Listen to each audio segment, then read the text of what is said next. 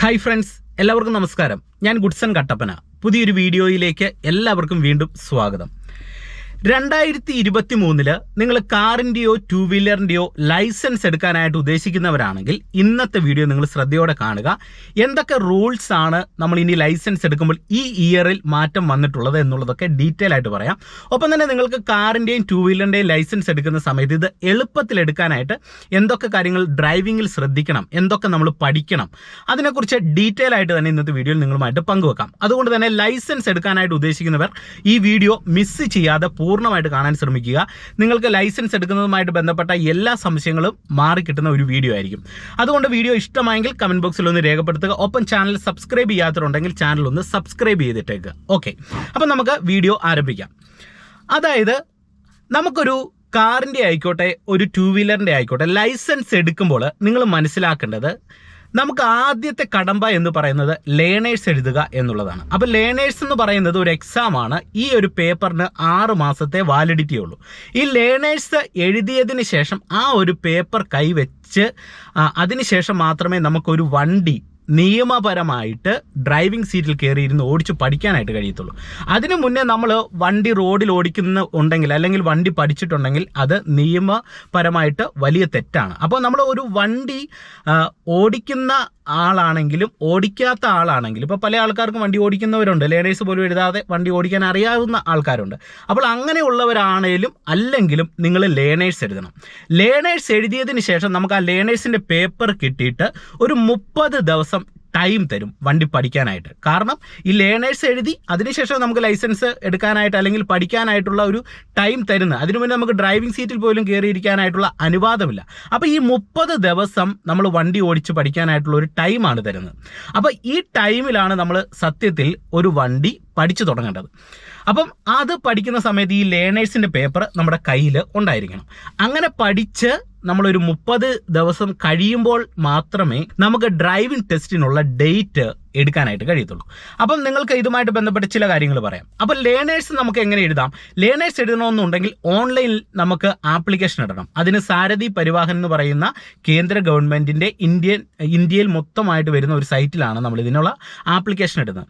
ഈ ആപ്ലിക്കേഷൻ ഇടുന്ന സമയത്ത് നമുക്ക് നമ്മുടെ അഡ്രസ് പ്രൂഫ് വേണം, അതുപോലെ തന്നെ നമ്മുടെ ഏജ് പ്രൂഫ് വേണം, അതോടൊപ്പം തന്നെ നമുക്ക് കണ്ണിന് കുഴപ്പമില്ല എന്നുള്ള ഒരു സർട്ടിഫിക്കറ്റ് വേണം, മെഡിക്കൽ സർട്ടിഫിക്കറ്റ് വേണം. ഈ മെഡിക്കൽ സർട്ടിഫിക്കറ്റ് സാധാരണ ചോദിക്കുന്നത് ഒരു 45 വയസ്സിന് മേളിലേക്ക് പ്രായമായിട്ട് വരുന്ന ആൾക്കാർക്കാണ് ഈ മെഡിക്കൽ സർട്ടിഫിക്കറ്റ് ചോദിക്കുന്നത്. അവർ ഐയും മെഡിക്കലും എടുത്തിരിക്കണം. അതിന് താഴോട്ട് വരുന്നവർ തീർച്ചയായിട്ടും എടുക്കേണ്ടത് കണ്ണിൻ്റെ സർട്ടിഫിക്കറ്റ് മാത്രമാണ്. ഓക്കെ, അപ്പോൾ ഒരു ഐഡിയ കിട്ടിയല്ലോ. അപ്പം ഇതിനു വേണ്ടി നമ്മൾ ഓൺലൈനിൽ ലേണേഴ്സിന് സാരഥി പരിവാഹൻ സൈറ്റിൽ ആപ്ലിക്കേഷൻ ഇടുന്നു. ഇടുന്ന സമയത്ത് ഏജ് പ്രൂഫിനും അഡ്രസ് പ്രൂഫിനുമായിട്ട് SSLC ബുക്കും ആധാറും വെക്കുന്നു. ഒപ്പം തന്നെ നമ്മുടെ ലൈസൻസിലേക്ക്, അതായത് ലൈസൻസിന് വേണ്ട ഫോട്ടോയ്ക്ക് നമ്മൾ പുതിയൊരു ഫോട്ടോ എടുക്കണം. ഒപ്പം തന്നെ ഒരു സൈനും കൂടെ നമ്മൾ ഇട്ട് കൊടുക്കണം. നമ്മളുടെ ബ്ലഡ് ഗ്രൂപ്പ് ഏതാണോ അതും കൂടെ നമ്മൾ ഓൺലൈനിൽ രേഖപ്പെടുത്തേണ്ടത് അനിവാര്യമാണ്. അപ്പോൾ ഇങ്ങനെ ഇത്രയും കാര്യങ്ങൾ ചെയ്ത് നമ്മൾ ഓൺലൈനിൽ ആപ്ലിക്കേഷൻ ഇടുന്നു. ഏതൊക്കെ ക്ലാസ് ഓഫ് വെഹിക്കിൾ ആണ് നമുക്ക് വേണ്ടത്? LMV ആണെങ്കിൽ LMV, motor cycle with gear ആണെങ്കിൽ അങ്ങനെ. അപ്പോൾ അത് നമ്മൾ ആപ്ലിക്കേഷൻ പൂർണ്ണമായിട്ട് ഇടുന്നു. അതിനുശേഷം നമ്മൾ ആപ്ലിക്കേഷൻ ഇടുന്ന ടൈമിൽ തന്നെ നമുക്ക് ലേണേഴ്സിനുള്ള ഡേറ്റ് എടുക്കാം.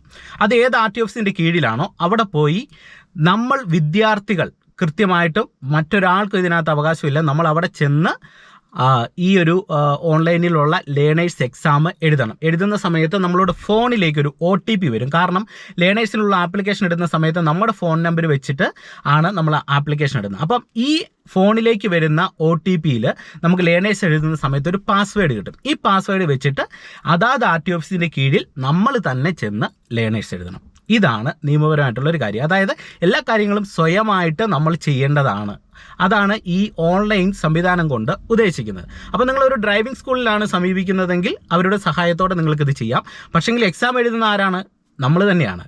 അതിന് വേറൊരാൾക്കും അതിനകത്ത് കൈകടത്താനായിട്ട് കഴിയത്തില്ല. അപ്പോൾ അതിനകത്ത് എന്തെങ്കിലും മിസ്റ്റേക്ക് വന്നു കഴിഞ്ഞാൽ ആരാണ് ചെയ്യേണ്ടത്? നിങ്ങൾ തന്നെ ചെയ്യണം. അപ്പം നമ്മുടെ സ്വയമായിട്ടുള്ള ഒരു ഉത്തരവാദിത്വത്തിലാണ് ഈ ലേണേഴ്സ് എന്ന് പറയുന്ന കാര്യങ്ങൾ നമ്മൾ ചെയ്യേണ്ടത്.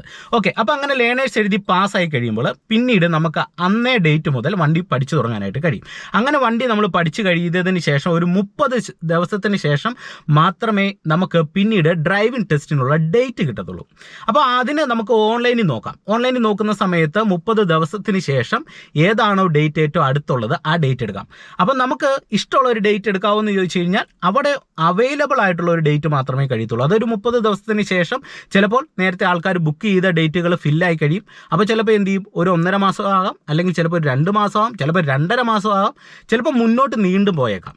അത് നമ്മൾ പഠിക്കുന്ന സാഹചര്യവും സന്ദർഭവും ഒക്കെ വെച്ച് അത് മുന്നോട്ട് പോകാനും അല്ലെങ്കിൽ നേരത്തെ നമുക്ക് കിട്ടാനുമായിട്ടുള്ള സാധ്യതയുണ്ട്. അപ്പോൾ ഇത് നമുക്ക് വളരെ എളുപ്പത്തിൽ കിട്ടുന്ന ഒരു കാര്യമാണോ എന്ന് ചോദിച്ചു കഴിഞ്ഞാൽ അതിനൊരു കാലതാമസം ഉണ്ടെന്നുള്ള ഒരു കാര്യം നിങ്ങൾ കൃത്യമായിട്ടും മൈൻഡിൽ ഒന്ന് ഓർത്തു വെക്കുക. ഇനി നിങ്ങൾ ഒരു കാറിൻ്റെയോ 2 വീലറിൻ്റെയോ ഡ്രൈവിംഗ് ടെസ്റ്റ് അറ്റൻഡ് ചെയ്യുമ്പോൾ ശ്രദ്ധിക്കേണ്ട കാര്യങ്ങളാണ് പറയുന്നത്. ഓക്കെ, അതായത് നിങ്ങൾ ഡ്രൈവിംഗ് ടെസ്റ്റിനെ ഒരു കാരണവശാലും നിസ്സാരമായിട്ടുള്ള ഒരു എക്സാം ആയിട്ട് കാണരുത്.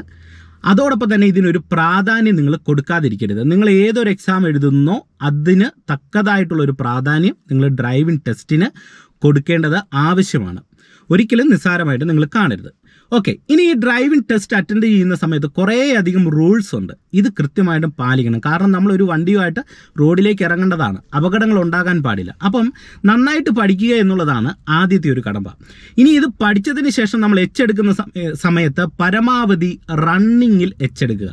വണ്ടി ചവിട്ടി നിർത്തിയല്ല, റണ്ണിങ്ങിൽ എടുക്കുക. റണ്ണിങ്ങിൽ എടുക്കുക എന്ന് പറയുന്നത് സ്പീഡിൽ വണ്ടി കംപ്ലീറ്റ് ചെയ്യുക എന്നുള്ളതല്ല. വണ്ടിയുടെ ടയറിൻ്റെ റണ്ണിങ് ചെറുതായിട്ട് നിലനിർത്തിക്കൊണ്ട് പതുക്കെ വണ്ടിയിൽ എച്ചെടുക്കുക. നമ്മളങ്ങനെ എച്ചെടുക്കുന്ന സമയത്ത് തിരിഞ്ഞു നോക്കാൻ പാടില്ല, മിറർ നോക്കി എടുക്കണം. ഇതൊക്കെയാണ് നമ്മുടെ റൂൾസ്. ഓക്കെ, അപ്പോൾ ഇതൊക്കെ കൃത്യമായിട്ട് പാലിച്ചുകൊണ്ട് വേണം നമ്മൾ ഒരു എച്ചെടുക്കാനായിട്ട്. അപ്പോൾ അതിനെ അത്രയധികം ഇമ്പോർട്ടൻ്റ് നൽകിക്കൊണ്ട് മാത്രം നിങ്ങൾ ഈ ഒരു കാര്യം ചെയ്യുക. ഇങ്ങനെ നമ്മൾ എച്ചെടുത്തതിന് ശേഷം പിന്നെ നമ്മൾ ചെയ്യേണ്ടതാണ് റോഡ് ടെസ്റ്റ് അറ്റൻഡ് ചെയ്യുക. റോഡ് ടെസ്റ്റ് അറ്റൻഡ് ചെയ്യുമ്പോൾ നമ്മൾ പ്രധാനമായിട്ട് ശ്രദ്ധിക്കേണ്ടത്, ഒരു വണ്ടി നമ്മൾ ഇടത്ത് സൈഡിൽ നിന്നാണ് സ്റ്റാർട്ട് ചെയ്ത് എടുക്കുന്നതെങ്കിൽ സ്റ്റാർട്ട് ചെയ്ത് എടുക്കുന്ന സമയം മുതൽ നമ്മൾ സിഗ്നലുകൾ ഇടണം. കാരണം ഇടത്താണ് വണ്ടി കിടക്കുന്നതെങ്കിൽ റോഡിലേക്ക് വലത്തെ സൈഡിലേക്ക് തിരിഞ്ഞ് കയറുകയാണ് ചെയ്യുന്നത്. അപ്പോൾ വലത്തോട്ടുള്ള ഇൻഡിക്കേറ്റർ കാണിക്കണം. ഹാൻഡ് സിഗ്നൽ ആണെങ്കിൽ വലത്തോട്ട് ഇത് ഈ ഒരു മെത്തേഡ് അനുസരിച്ചുള്ള സിഗ്നൽ വലത്തെ കൈ കൊണ്ട് സിഗ്നൽ കാണിച്ച് റോഡിലേക്ക് നമ്മൾ ഫസ്റ്റ് ഗിയർ കൊടുത്ത് മിററെല്ലാം സെറ്റ് ചെയ്തുകൊണ്ട് റോഡിലേക്ക് ഇറങ്ങുന്നു. അതിനുശേഷം റോഡിൽ നമ്മൾ വണ്ടി ഓടിച്ചു തുടങ്ങുമ്പോൾ റോഡ് സ്ട്രെയിറ്റ് ആണെങ്കിൽ എല്ലാ ഗിയറും ഇടാനായിട്ടുള്ള ഒരു സിറ്റുവേഷൻ റോഡിലുണ്ടെങ്കിൽ അത് മനസ്സിലാക്കിക്കൊണ്ട് എല്ലാ ഗിയറും നിങ്ങൾ ഇട്ട് ഓടിക്കുക. നമ്മുടെ അടുത്തിരിക്കുന്ന സാറുമാരുടെ നിർദ്ദേശം എപ്പോൾ ലഭിക്കുന്നോ അപ്പോൾ നമ്മൾ എന്ത് ചെയ്യുക, ഒരു വളവിലോ തിരിവിലോ തിരക്കുള്ള ജംഗ്ഷനിലൊന്നും കൊണ്ടുപോയി വണ്ടി നിർത്താതെ അവരുടെ നിർദ്ദേശാനുസരണം നമ്മൾ വണ്ടി നിർത്തുന്ന സമയത്ത് ഫസ്റ്റ് ഇടത്തോട്ടാണ് നമ്മൾ വണ്ടി ഒതുക്കി നിർത്തേണ്ടത്. അതുകൊണ്ട് ഇടത്തോട്ടുള്ള ഇൻഡിക്കേറ്റർ ഇടുക. അതിനുശേഷം നമ്മൾ വണ്ടി നിർത്താൻ പോകുന്നു എന്ന് കാണിക്കുന്ന സിഗ്നൽ, ഹാൻഡ് സിഗ്നൽ, ഇത് എല്ലാ സ്ഥലങ്ങളിലും ഇത് യൂസ് ചെയ്യാറില്ല, എന്നാൽ ചില സ്ഥലങ്ങളിൽ ഇപ്പോൾ ഹാൻഡ് സിഗ്നൽ യൂസ് ചെയ്യുന്നുണ്ട്. അവിടെ നമ്മൾ സ്ലോ ഡൗൺ സിഗ്നൽ ഈ ഒരു രീതിയിൽ 1, 2, 3 ഇങ്ങനെ 3 തവണ സിഗ്നൽ കാണിച്ച് നമ്മൾ വണ്ടി പതിയെ ഇടത്തോട്ട് ഒതുക്കുന്നു. വണ്ടി ഒതുക്കി സൈഡിലേക്ക് നിർത്താൻ തുടങ്ങുന്ന സമയത്ത് എന്ത് ചെയ്യുന്നു, നമ്മൾ മെല്ലെ സ്റ്റോപ്പ് സിഗ്നലും കാണിച്ച് ഒരു വണ്ടി നിർത്തുക. ഇനി ഈ ഒരു വിഷയവുമായിട്ട് ബന്ധപ്പെട്ട് 1-2 കാര്യങ്ങളും കൂടെ നിങ്ങളുമായിട്ട് പങ്കുവെക്കാം. ഇനി നമ്മൾ ആദ്യം ഡ്രൈവിംഗ് ടെസ്റ്റ് അറ്റൻഡ് ചെയ്യാനായിട്ട് പോകുന്ന സമയത്ത് നമ്മൾ ഫസ്റ്റ് ടൈം തന്നെ ഫെയിലായി പോയി കഴിഞ്ഞാൽ എന്തൊക്കെയാണ് സംഭവിക്കുന്നത് അതും കൂടെ നിങ്ങളൊന്ന് മനസ്സിലാക്കുക. ഫെയിലായി പോയി കഴിഞ്ഞാൽ വീണ്ടും നമ്മൾ ഫെയിൽഡ് ഫീസ് അടച്ചിട്ട് വീണ്ടും നമ്മൾ ഡ്രൈവിംഗ് ടെസ്റ്റ് അറ്റൻഡ് ചെയ്യണം. അത് ചിലപ്പോൾ 7 ദിവസം അല്ലെങ്കിൽ 14 ദിവസത്തിന് ശേഷമേ നമുക്ക് ഡ്രൈവിംഗ് ടെസ്റ്റിനുള്ള ഡേറ്റ് ലഭിക്കത്തുള്ളൂ. ചിലപ്പോൾ നമ്മൾ ആ നോക്കുന്ന ഡേറ്റിലും ചിലപ്പോൾ കാണണമെന്ന് നിർബന്ധമില്ല. കാരണം ഓൾറെഡി ഈ ഡേറ്റുകൾ ബുക്കായി പോയിട്ടുണ്ടെങ്കിൽ വീണ്ടും മുന്നോട്ട് പോകാനായിട്ട് സാധ്യതയുണ്ട്. അങ്ങനെ നമ്മൾ ഒരു 2 or 3 വട്ടമൊക്കെ തോറ്റ് കഴിഞ്ഞാൽ, അതായത് ഒരു 2 വട്ടം അല്ലെങ്കിൽ ഒരു 3 വട്ടമൊക്കെ ആയി കഴിഞ്ഞാൽ പിന്നീട് നമുക്കിത് അറ്റൻഡ് ചെയ്യണമെന്നുണ്ടെങ്കിൽ ഒരു നിശ്ചിത കാലയളവിന് ശേഷം മാത്രമേ നമുക്ക് അറ്റൻഡ് ചെയ്യാനായിട്ട് കഴിയത്തുള്ളൂ. കാരണം ലേണേഴ്സിൻ്റെ കാലാവധി എന്ന് പറയുന്നത് 6 മാസമാണ്. അപ്പോൾ അതിന് മുന്നേ എങ്ങനെയും അറ്റൻഡ് ചെയ്ത് ഫസ്റ്റ് അല്ലെങ്കിൽ സെക്കൻഡ് ട്രിപ്പിനെങ്കിലും നമ്മൾ എടുത്തു പോകാനായിട്ട് ശ്രമിക്കുക. അപ്പോൾ ഇത്രയും കാര്യങ്ങളാണ് നമ്മൾ പ്രധാനമായിട്ടും ഒരു കാറിൻ്റെ അല്ലെങ്കിൽ 2 വീലറിൻ്റെ ലൈസൻസ് എടുക്കുമ്പോൾ ശ്രദ്ധിക്കേണ്ടത്. ഇത് നിസ്സാരമായിട്ടുള്ള ഒരു കാര്യമല്ല, വളരെ ഇമ്പോർട്ടൻ്റ് ആയിട്ട് ശ്രദ്ധയോടെ നമ്മൾ മനസ്സിലാക്കി ചെയ്യേണ്ട ഒരു കാര്യം തന്നെയാണ്. അതിന് ആ ഒരു രീതിയിലുള്ള പ്രാധാന്യം നൽകിക്കൊണ്ട് തന്നെ ലൈസൻസ് എടുക്കാനായിട്ട് എല്ലാവരും ശ്രദ്ധിക്കുക. അപ്പോൾ ഇന്നത്തെ ഒരു വീഡിയോ നിങ്ങൾക്ക് ഇഷ്ടമായെന്ന് കരുതുന്നു. വീഡിയോ നിങ്ങൾക്ക് ഇഷ്ടമായെങ്കിൽ കമൻറ്റ് ബോക്സിൽ രേഖപ്പെടുത്തുക. ഒപ്പം നമ്മളൊരു ചാനൽ സബ്സ്ക്രൈബ് ചെയ്യാത്തവരുണ്ടെങ്കിൽ ചാനൽ ഒന്ന് സബ്സ്ക്രൈബ് ചെയ്തിട്ടേക്കുക. അപ്പോൾ നമുക്ക് വീണ്ടും മറ്റൊരു അറിവുമായിട്ട് വീണ്ടും അടുത്തൊരു വീഡിയോയിൽ കാണാം. Okay, by.